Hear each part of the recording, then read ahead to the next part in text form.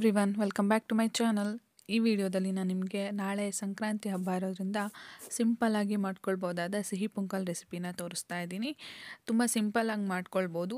ವಿಡಿಯೋನ ಪೂರ್ತಿಯಾಗಿ ನೋಡಿ. ವಿಡಿಯೋ ಇಷ್ಟ ಆದರೆ ಸಬ್ಸ್ಕ್ರೈಬ್ ಮಾಡ್ಕೊಳ್ಳೋದನ್ನು ಮರಿಬೇಡಿ. ಬನ್ನಿ ಹೇಗೆ ಮಾಡೋದು ಅಂತ ನೋಡ್ಕೊಳ್ಳೋಣ. ಮೊದಲಿಗೆ ನಾನು ಕುಕ್ಕರಲ್ಲಿ ಈ ಲೋಟದಲ್ಲಿ ನಾನು ಅಳತೆ ತೊಗೊಂಡಿರೋದು 1 ಲೋಟ ಹೆಸರು ಬೇಳೆ, 1 ಲೋಟ ಅಕ್ಕಿ ಹಾಕಿಬಿಟ್ಟು ತೊಳೆದ್ಬಿಟ್ಟು ವಿಷಲಿಗೆ ಇಡ್ತಾ ಇದ್ದೀನಿ.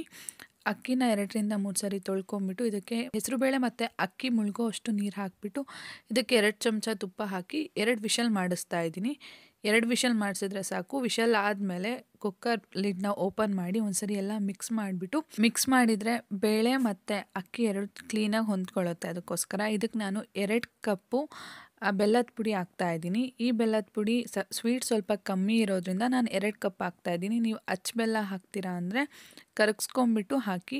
ಅಳತೆ 1 ಕಪ್ ಹಾಕಿದರೆ ಸಾಕು. ಇದಕ್ಕೆ ನಾನು ಫ್ಲೇವರ್ಗೋಸ್ಕರ ಏಲಕ್ಕಿ ಪುಡಿ ಹಾಕಿಬಿಟ್ಟು ಮಿಕ್ಸ್ ಮಾಡಿ 1 ಕಪ್ ಟೀ ಲೋಟ ಇದೆಯಲ್ಲ ಅದರಲ್ಲಿ ನೀರು ಹಾಕಿಬಿಟ್ಟು ಚೆನ್ನಾಗಿ ಕುದಿಯೋಕೆ ಬಿಡ್ತಾಯಿದ್ದೀನಿ.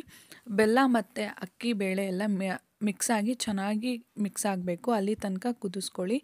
ಎಲ್ಲ ಕುದ್ದಾದಮೇಲೆ ಲಾಸ್ಟಿಗೆ ನಾನು ತುಪ್ಪದಲ್ಲಿ ಹುರಿದಿರೋ ಗೋಡಂಬಿ ಮತ್ತು ದ್ರಾಕ್ಷಿನ ಹಾಕಿಬಿಟ್ಟು ಮಿಕ್ಸ್ ಮಾಡ್ತಾಯಿದ್ದೀನಿ. ತುಂಬ ಸಿಂಪಲ್ಲಾಗಿ ಮಾಡ್ಕೊಳ್ಬೋದು, ತುಂಬ ವೆರೈಟಿಯಾಗಿ ಕೂಡ ಮಾಡ್ಕೊಳ್ಬೋದು. ನಾನಿಲ್ಲಿ ನಿಮಗೆ ತುಂಬ ಸಿಂಪಲ್ಲಾಗಿ ಬೇಗ ಮಾಡ್ಕೊಳ್ಳೋ ಸಿಹಿ ಪೊಂಗಲ್ ರೆಸಿಪಿನ ತೋರಿಸ್ತಾ ಇದ್ದೀನಿ. ತುಪ್ಪ ಎಷ್ಟು ಹಾಕಿದರೂ ತುಂಬ ಚೆನ್ನಾಗಿರುತ್ತೆ. ಲಾಸ್ಟಿಗೆ ನೀವು ಗೋಡಂಬಿ ಮತ್ತು ದ್ರಾಕ್ಷಿ ಹುರಿಬೇಕಾದ್ರೆ ಸ್ವಲ್ಪ ಜಾಸ್ತಿ ತುಪ್ಪ ಹಾಕಿಬಿಟ್ಟು ಹುರಿದು ಹಾಕಿದರೆ ಈ ಸಿಹಿ ಪೊಂಗಲ್ ತುಂಬ ಚೆನ್ನಾಗಿರುತ್ತೆ. ಈ ರೆಸಿಪಿನ ಟ್ರೈ ಮಾಡಿ ಹೇಗಿತ್ತು ಅಂತ ಕಮೆಂಟಲ್ಲಿ ತಿಳಿಸಿ.